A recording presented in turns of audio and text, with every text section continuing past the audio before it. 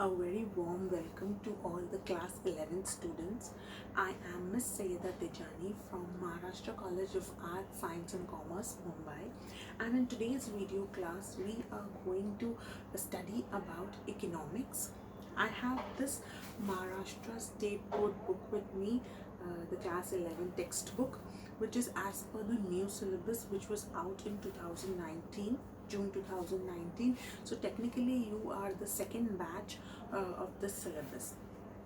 The textbook that we had earlier was a very different one, wherein things were not given to you in detail. But this particular book, looking at the index, there are 10 chapters, and all these 10 chapters are the basics of economics which you need to know.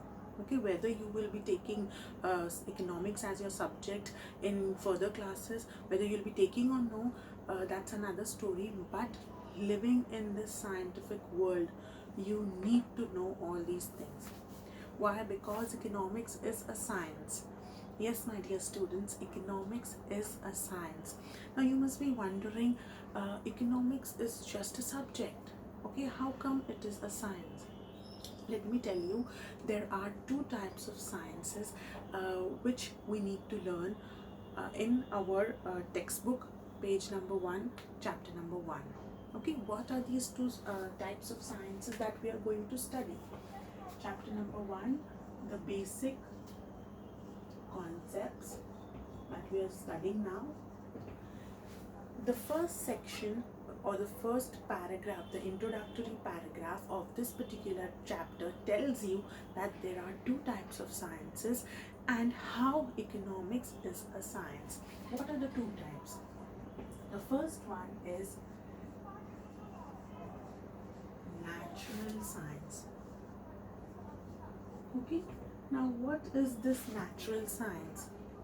The subjects like physics, chemistry, mathematics, all these subjects have fixed results and they are tested in laboratories.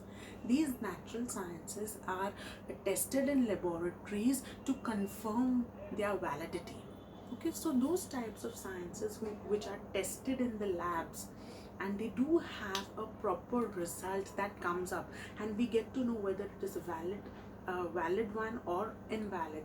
That type of a science is known as natural science. Examples I just gave you: physics, chem, and so on. Okay, so these sciences are known as natural sciences.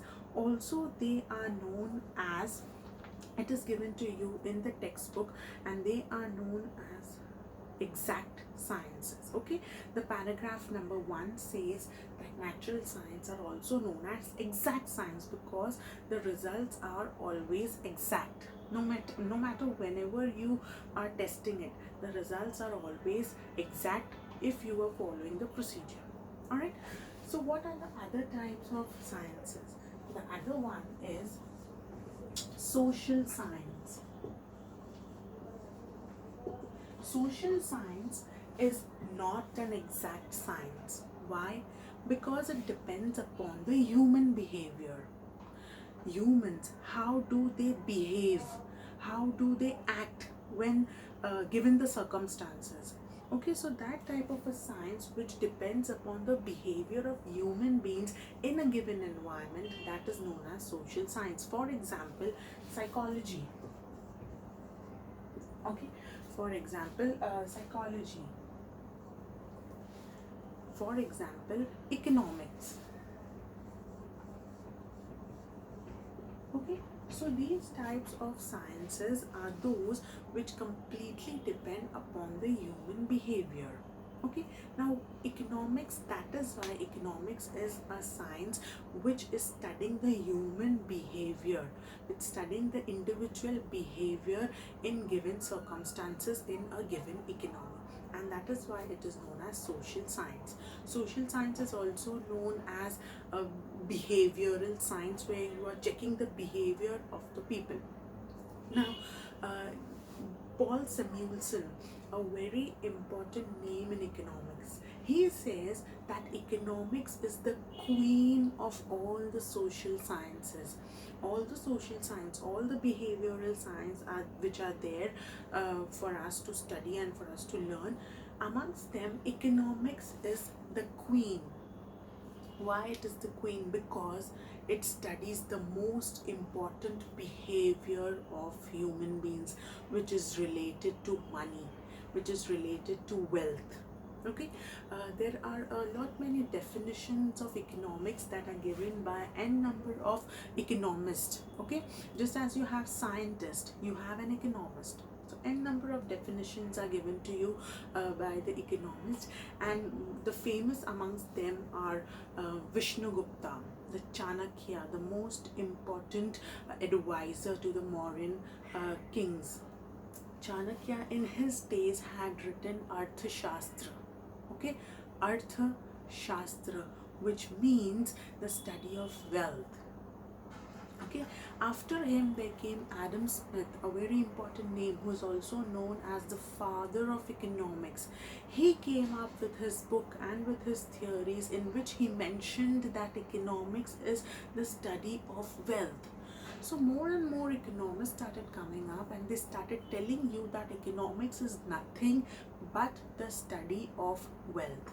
If you need to know in detail about these terms and these definitions, please refer to the link that is provided in the description box.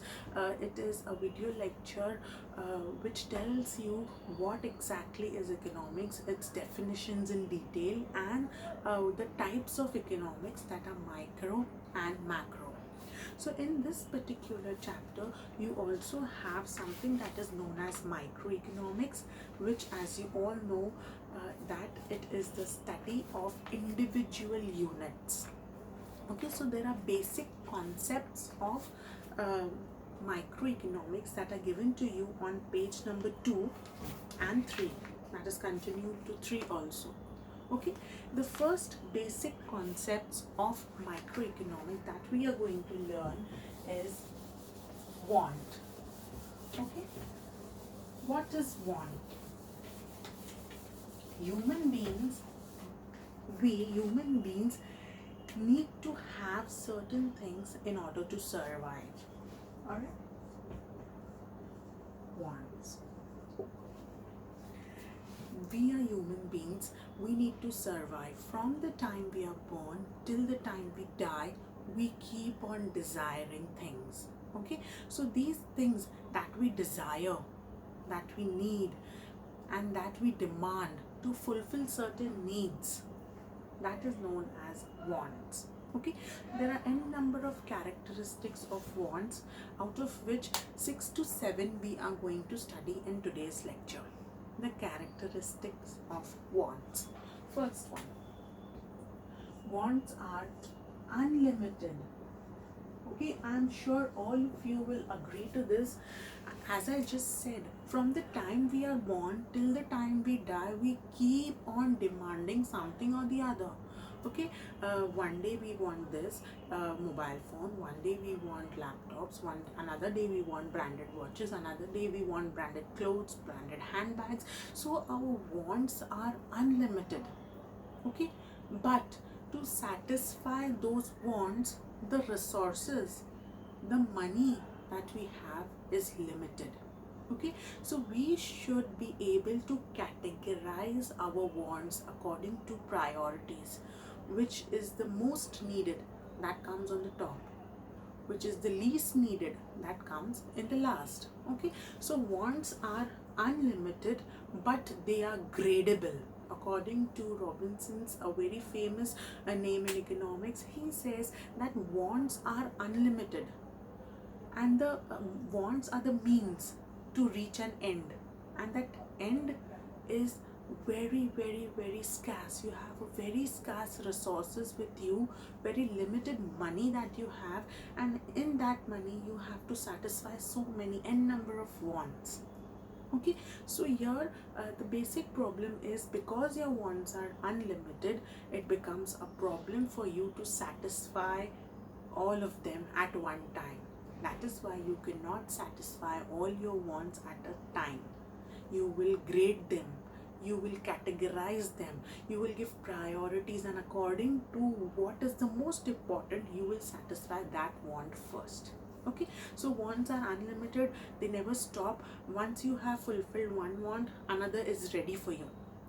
When you fulfill that one also, the third one is ready for you. So wants are unlimited, and till the time we are alive, we are going to keep on desiring, and we are going to keep on demanding things. That is why it is said wants are unlimited. Point number 2, they are recurring. Wants are recurring in nature. Why are they recurring? Because certain wants are such that you need to satisfy them again and again. A basic example that I can give you is hunger. Okay, morning I had my breakfast, after a few hours I'm hungry again. I have to satisfy that want again. I'll have my lunch. After a few hours, I'm hungry again. I need to satisfy that want again, and I'll have my dinner. So it is not possible that once a month you eat and remaining days of the month you go without food. It is not possible. Certain things, because you are a human being, because you are alive and you need to keep yourself alive, you need to have food. So these things which are needed again and again.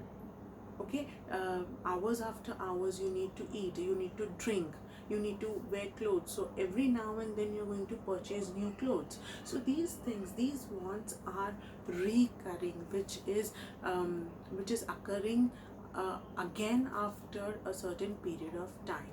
That is why it is said wants are recurring. Next one, wants differ with age. Very, very simple point, and it is a common sense. It differs with age. When you were a baby, your wants were something else. You needed toys to play. When you grew up, when you went to school, your wants were different. You needed a school bag, you needed a uniform. When you grew up further, when you came to college, your wants were different. Now you need a laptop, you need a mobile phone. So as and when you start growing, as and when you start aging, the wants keep on changing. An adult person would not need things that a child needs. It's a common sense. So they differ with age. Another characteristic, they differ with gender. Okay, it is different for different gender. A boy would need something else and a girl would need something else. The basic example, that is the clothes. Okay, generally boys and girls, male and female, wear different sets of clothes. So because they belong to a different gender, they belong to a different sex, they are wearing different types of clothes. Okay, so it changes with gender. Next one, preferences. Somebody loves to have a Domino's pizza. That is going to be his want. Another person does not love the pizza from the Domino's, he loves the burgers from McDonald's. So here, because my taste is different, because my likings are different, and my preferences are different, my wants would be different from yours. So want will change from person to person according to their own preferences. Okay, if you like something, you are going to demand that instead of demanding something that you don't like. Okay, another person would want something else because of his own preference, his own liking. Okay, so it changes according to the preferences of the people. Next one, wants change according to seasons. Okay, this can also be said that want changes according to time. At a different time, you require different thing. Best example that I can give you is that of seasons given to you. In winter season, you need a set of clothes. Okay, in winter you need woolen garments to keep yourself warm. But on the other hand, in rainy season, you need something that is going to save you from the rain, the gumboots, the umbrellas, the raincoats. Okay, so here wants are changing as per the time and as per the seasons. Also, wants change as per the place. Okay, changing from people to people, from preferences to preferences, changing from time to time, different wants in different seasons, and from place to place. If you are, suppose if you are in a locality or in a country where the climate is very cool, you need to have those types of clothes. If you are living in a country where it is really very hot and dry, you need to have those types of clothes. Okay, your heating habits will also change depending upon the place or the time you are living into. So wants keep on changing from person to person, place to place, and from time to time. And the last point that is given in the textbook is it changes because of culture and religion. Culture and religion. Very simple point that all of us know, that if you belong to a culture where non-vegetarian food is not allowed, okay, so you will not demand, you will not purchase chicken or mutton. All right, but if you belong to a culture or a religion that permits you to have non-vegetarian food, you are going to demand more of that. Okay, so because you belong to a different religion, because you belong to a different culture, your wants are completely different. Okay, so these were the 7 to 8 points that we have just discussed. How wants are unlimited, they keep on coming again and again, they are recurring, differ with age and gender, from person to person, time to time, place to place, and from culture to culture. Okay, the textbook on page number 3 gives you an a wonderful picture. Okay, how figure number 1.5, how the age and wants are different. Okay, how wants differ from age, and how figure number 1.6 says seasons and wants, how wants differ in different types of seasons. Okay, now move on to page number 4, where you are going to study the classification of wants. Okay, now wants are classified into three major categories, within which you have different types. Okay, three major categories. The first one is economic and non-economic. The second one is necessities, comforts, and luxuries. The third one is, which is given to you in the textbook, individual and collective. Very simple.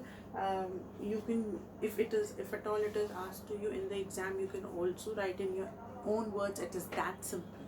The first one, economic wants and non-economic wants. Economic wants are those which can be purchased, or during or when you're purchasing something, when you go to the market, you take certain amount, you take money with you, and your money is involved. Economic wants are those wants which you will fulfill only after you pay for it, only after you purchase it. For example, my clothes. Okay, nobody is going to give me clothes for free. If I need clothes, I need to buy it from the store. Okay, so your money is involved, where the exchange is happening. You are giving the money, and in return you are getting something. So those types of wants where money is involved when you are purchasing or buying something, that is known as economic wants. Non-economic wants, simple, those goods, free goods that are available to you through nature. Very simple, the sunlight, the heat of the sun, the air, the oxygen that you breathe, the stream, the trees that are all available in the nature, that is known as non-economic wants. Here you are consuming. Okay, you are using oxygen, you are using the water, you are using the fresh air, the sunlight, the warmth, the heat of the sun, but you are not charged for it. It is available free of cost to you. Okay, those goods which are available freely, they are known as free goods, And those types of wants where money is not involved, that is known as economic wants. Next one, necessities, comforts, and luxuries. Very simple. There are certain things which are must for our survival, like for example, food, water, health, education. Without these things, we cannot survive, because on account that we are human beings, we need to survive. We need these necessities of life. So these are the basic needs of life. The necessities are the basic needs of life. After that, if you have certain amount of money left with you after fulfilling your basic needs, if still you have money with you, then you will invest into comforts. Comforts are those things which make your life comfortable. Like for example, washing machine. Instead of washing the clothes with your hands, it is better you put it into a washing machine. It gets done cleaner and faster. So that is making your life comfortable. Okay, in olden days and even today, where there are no facilities, people still wash clothes using their hands. It is a lot time consuming and a lot of energy is wasted. Human effort is wasted. So instead of wasting, you can make your life comfortable by providing yourself with comforts. Okay, so certain wants are comforts of life. Next one, luxuries. If you still have a lot of money with you after investing into basic needs and comforts, if you still have money, you are going to buy the luxuries of life. Mind you, this is not must for your survival. These are those things that you would love to have, but you can go without it. Okay, like for example, sports car. Somebody is very passionate about cars, so he or she is going to buy a luxury, a sports car. Okay, but it is not needed for his survival. It's not that he's going to die without it, but he loves to have it. Those are known as luxuries. So these are the basic needs. These are those when you buy, where you want to make your life comfortable, and these are that you would love to buy even if it is not needed, because of your passion, because of your craziness about that thing. Those are the luxuries. Okay, next one and the last one, individual wants and collective wants. Individual wants are those where which satisfies only the wants of a single person. Like for example, I need to travel and I bought myself a scooty. Okay, so here only my want is being satisfied, my traveling need is satisfied, so that is known as individual want. On the other hand, you have something that is known as collective want, which means wants of various people. Many people are fulfilled at a time. The best example that I can give you is that of a local train. There are many people who are traveling from one place to another. Let's say for example, from Andheri to Bombay Central. Okay, so you have one train which is going to fulfill the wants of traveling, the desire to travel of many people. Okay, so everybody's wants are being satisfied by that single commodity, and that is why it is known as collective want. Okay, so these are the three types of the classification of wants that we have covered, which was there on the page number 4. Okay, now we move on to something that is known as goods and services. Very simple. What are goods and what are services? Goods and services. Okay, goods are something that fulfill your needs, your wants, but they have a material existence. Like for example, this marker. Okay, because I'm a teacher, I need a marker to teach. This is tangible. I can hold it, I can see it, I can feel it. Okay, it has a material existence. That is why it is known as a good. Okay, it has material existence. Okay, but on the other hand, there is something that is known as service, which means that one person is doing something for you. It does not have material existence. For example, a barber. Okay, a barber is providing you a service and he is going to trim your hair. He's not giving you something which has material existence, but he's providing you with a service. This does not have material existence. Okay, it can just be felt. For example, the lawyer is fighting a case for you, that's a service. The doctor is treating you, that is his service. The nurse is taking care of you in the hospital, that is her service. Okay, so there are certain things that fulfill your want, which have material existence, and they are known as goods. The food that you eat, okay, the groceries that you purchase from the supermarket, the bags, the clothes, the shoes, all those things that you use and which has material existence, that is known as goods. On the other hand, the services of different people which are given to you, that is known as services. um, for example, you have a car, okay, that's a good, that's a commodity. And on the other hand, you have someone washing your car, okay, so that is the service of that person. Both get paid. You want goods, you have to pay. You want services, you have to pay. Okay, all that we are going to do in detail later on in the coming chapters, but right now we just have to remember goods are something um, that can be seen, felt, okay, they are tangible, and services are something other people do for you. Okay, next concept that you have in your textbook, that is utility. What is utility? In the textbook, only two-line definition is given to you, which says that the capacity of a commodity to satisfy your want, your desire, that is known as utility. Let me explain it to you with the help of an example. Imagine that you are very thirsty all 8 hours or 7 hours or all day, you haven't had any water, a sip of water, but you are very thirsty. The moment you get a glass of that a glass of water in your hand, you will feel that you should just gulp it down. All right, so you take this glass of water and immediately you gulp it down. It is quenching your thirst. You are now satisfied. The power that this one glass of water had to satisfy your thirst, to satisfy your want, that, my dear friends, is known as utility. Be it any commodity, it should have utility.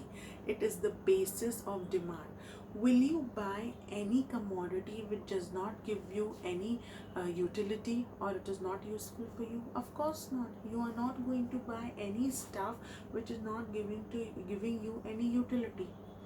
The thing that you feel is needed, only then you will demand it. So utility is the capacity of a commodity to satisfy your want. For example, I'm hungry, okay, I grab an apple.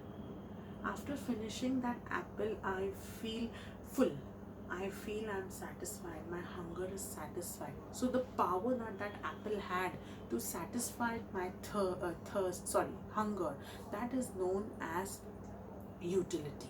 All right, so I hope you have understood this so far. The certain concepts that we did, that is want, okay, how they're different from people to people, person to person, place to place, and time to time, how they are unlimited, they are recurring, how they depend upon the culture of the people. Next we did how they are classified into economic and non-economic, the necessities, comforts and luxuries, and how it is something that is individual and collective. Later we did something that is known as goods and services, and we did something which is called utility. I hope you have understood, and if yes, please do like, share and subscribe to the channel and help the channel grow. And please do comment, because your comments are a real motivation and helps us to make new videos again and again. Okay, so do take care and see you. Thank you.